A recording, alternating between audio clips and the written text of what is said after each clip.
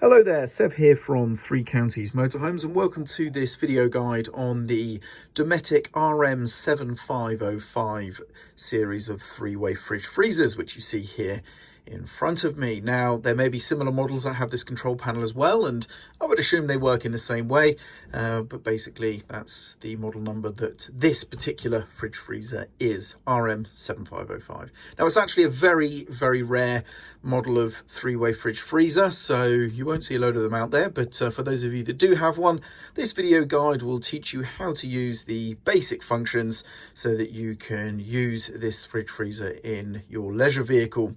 For more complicated troubleshooting or installation or any of those kind of things, those are beyond the scope of this video, and I would recommend referring to your user manuals for those things. So let's get to it.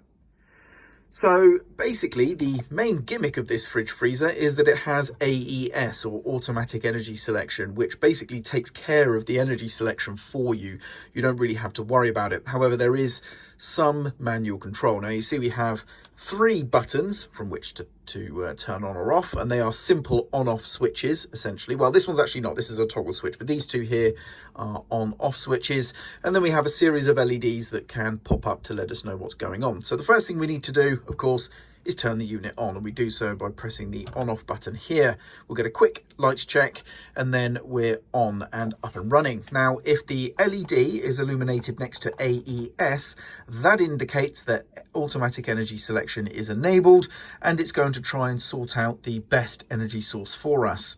Now, here we can see those energy sources. We have 12 volts, which is indicated by a battery. We have mains electric, or 230 volts, indicated by a plug, and then we have gas, indicated there by a flame. Now, it's important to note that the 12 volt, whilst it's symbolized with a battery, it doesn't actually take its energy source from a battery. It's specifically looking for the engine's alternator 12 volt supply. Okay, so that is only going to be an option when the engine is on and running. Now, before I get into the energy selection, let's talk about the other things. We have a warning or an alarm triangle here that will light up. This is typically going to light up if you have a gas-related issue, typically.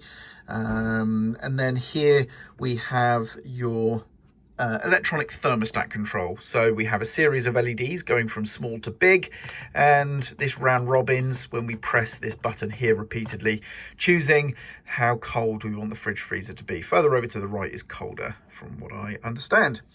So getting to the energy selection, if we leave the device in AES mode, it is going to prioritize the energy sources in a particular order. So if a mains AC supply is available, it's going to choose that, okay, which is the case here.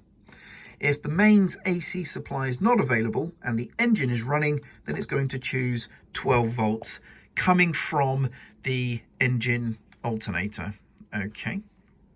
And then if there is no AC, no DC, then it's going to choose gas. Now, that's essentially the prerequisites for gas being available. However, gas can also become an option for AES when the engine is running, but the DC supply from the engine has too low a voltage, so gas can be selected in that instance as well by the AES system.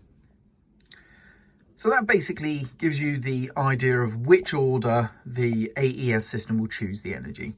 So if you are specifically wanting to run on gas, you need to make sure you do not have a main supply available. You need to make sure you are not running the engine, and then you will have gas.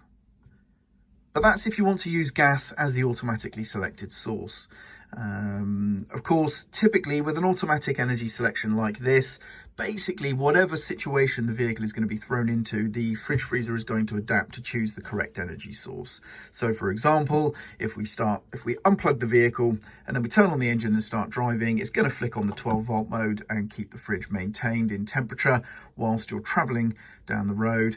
And then when you get on site, let's say for example you do have mains electric available, and you plug that in, it's going to then discover that and select the AES, or AES is going to select mains electric. Or if you don't have access to mains electric and you're actually wild camping at that point, then it's just going to switch over to gas automatically. So it's actually very, very straightforward. You can pretty much leave it on with the AES enabled, and it's going to do its thing. Okay.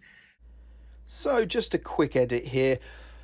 I forgot to mention during the initial recording that there is actually a bit of a delay with the AES system when switching from a driving mode, i.e. on 12-volt operation, to gas under the automatic conditions. And this is a safety feature. Basically, when you are driving and AES has 12 volts selected, when you turn the engine off, there is a 15-minute delay before it attempts to ignite the gas, choosing gas operation. And this is to avoid the gas system trying to ignite when you're, for example, in a filling station, which of course, for safety reasons, you cannot have a naked flame. So there is that delay under the automatic energy selection system when switching from 12-volt mode to gas of about 15 minutes, just so you're aware.